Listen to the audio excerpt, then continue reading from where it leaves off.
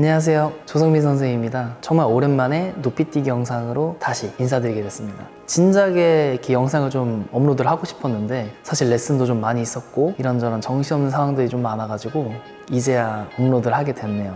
죄송합니다.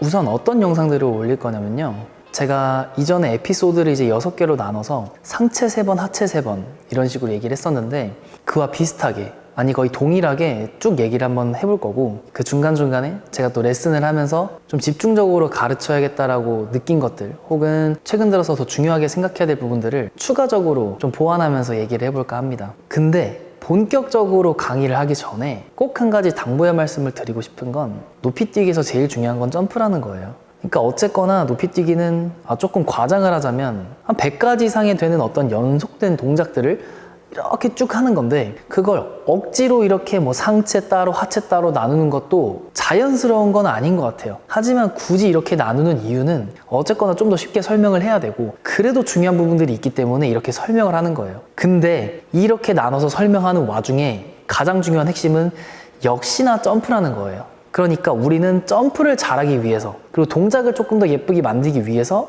이렇게 나눠서 연습을 하는 겁니다. 그래서 점프가 중요하다는 건 항상 머릿속에 넣어두시고, 지금부터 본격적으로 얘기를 한번 해볼게요. 그럼 에피소드 1, 상체 세우기 한번 출발해 보시죠.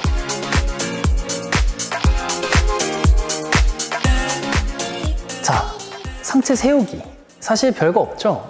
그냥 상체 세워서 들어와 주면 돼요. 근데 이게 왜 어렵냐면, 여러분들이 가장 많이 하는 실수가 이거예요.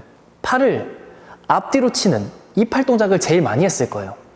근데 이 팔 동작이 문제가 뭐냐면, 팔을 치는 건 좋아요. 어쨌거나 팔을 쳐서 팔이 반동을 받아서 쭉 치고 올라가면서, 그러니까 연속으로 하면 쭉쭉 이런 식으로 올라가야 될 테니까요. 이렇게 되면 뭐 작용 반작용이든 어떤 팔의 힘의 끝을 통해서 위로 쭉쭉 뻗어 올라갈 수 있는 이런 힘이 발휘될 수는 있습니다. 근데 이 동작을 할 때 하면 안 되는 게 하나 있어요. 그러니까 팔을 크게 치더라도 몸이 앞으로 숙여지면 안 돼요. 얘기했었죠. 왜냐면 아주 중요한 포인트인 게, 자, 팔을 치면서 상체를 숙이게 되면 결국 나중에 넘어야 되잖아요. 그러니까 넘어야 되니까 상체를 뒤로 팍 제끼게 됩니다. 상체를 뒤로 쭉 넘기게 돼요. 근데 제가 아까 뭐라 그랬죠? 점프를 높게 해야 된다고 했잖아요. 근데 여기서 이 숙였다가 이렇게 점프를 하게 되면 점프가 낮아질 수밖에 없어요. 제자리 배면뛰기를 할 때 한번 비교를 해보세요. 상체를 이렇게 약간, 아예 안 숙일 수는 없겠지만 약간 좀 세워놓은 상태에서 이대로 쭉 해서 자세를 잡는 것과, 약간 이렇게 해서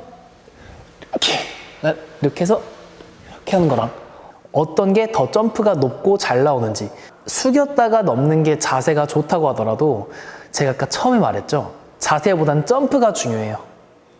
그러니까 지금부터라도 이 습관을 고치세요. 제자리 배면뛰기 할 때부터 상체를 너무 숙였다가 가지 않을 수 있도록. 제가 이걸 3스텝으로 걸어오면서 시연을 한번 해볼게요. 왜 안 되는지. 그럼 들어가 볼게요. 하나, 둘, 셋. 일단 저는 이 손을 이렇게 흔들지 않아요. 저는 이렇게 들어가기 때문에 그냥 설명은 이렇게 할게요. 들어가는데 지금 보시면 제 상체가 어디 있죠? 똑바로 서 있죠. 근데 손 이렇게 흔들면서 제일 많이 실수하는 걸 한번 해볼게요. 하나, 둘, 셋. 이런 식으로 들어간단 말이죠. 그러니까 좀 더 빨리 해보면 하나, 둘, 셋. 이런 식으로. 그럼 이게 어떻게 되냐면 결국 마지막 동작이 하나, 둘, 셋. 이거예요. 그러니까 숙였으니까 넘어야 되니까, 숙였다가 넘어야 되니까 결국 쭉 이렇게 되는 겁니다. 근데 자, 보세요. 여기서 상체를, 다음 에피소드가 이제 상체 돌리기인데, 상체를 돌려서 이 어깨가 이렇게 쫙 펴진 다음에 자세를 잡아야 되는데, 지금 상체를 세우진 않고 그냥 바로 누워버리니까 상체가 돌아갈 겨를이 없이 그냥 이대로 눕는 거예요. 근데 보면 지금 여기서 보면 각도가 어떻죠? 몸이 여길 보고 있는 게 아니라 여길 보고 있죠. 그러니까 이게 상체를 돌리고 뭐 하고 그냥 그걸 떠나서 상체가 세워져 있지 않으면 상체를 돌릴 수도 없어요. 이미 누워버렸으니까.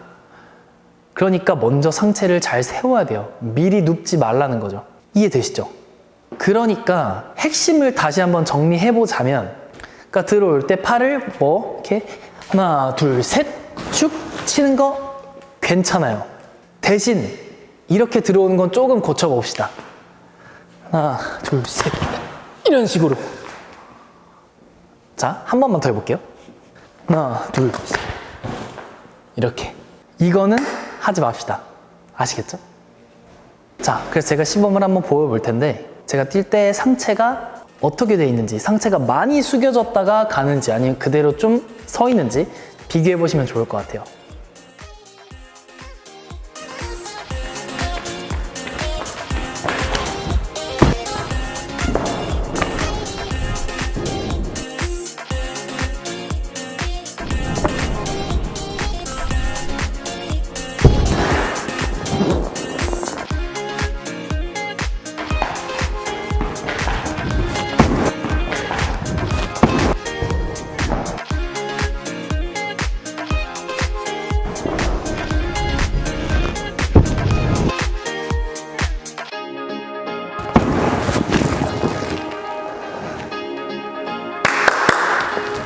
네, 여러분, 오늘도 영상 잘 보셨나요?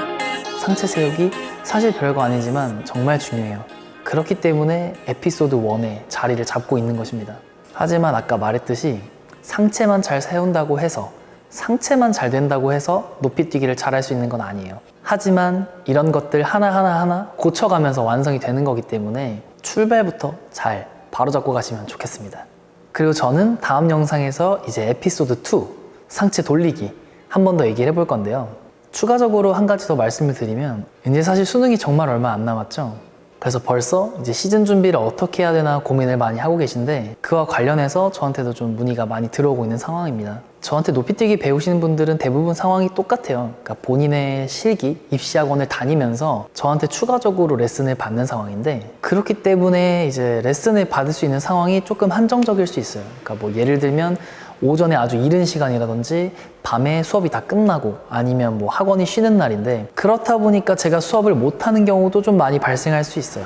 그러니까 이 시즌 후반으로 갈수록 연락을 급하게 주지 마시고 처음부터 잘 잡아놔야 돼요.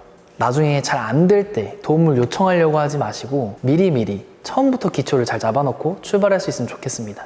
저한테 배우고 학원 가서 연습을 잘하세요. 사실 그게 제일 좋습니다. 네, 그럼 저는 이제 여기서 인사드리고 다음에 또 좋은 영상으로 빠르게 돌아오도록 하겠습니다. 네, 계속해서 높이뛰기에 대한 좋은 영상을 받아보고 싶으시다면 구독과 좋아요 부탁드리겠습니다. 그럼 다음 영상에서 만나요. 안녕.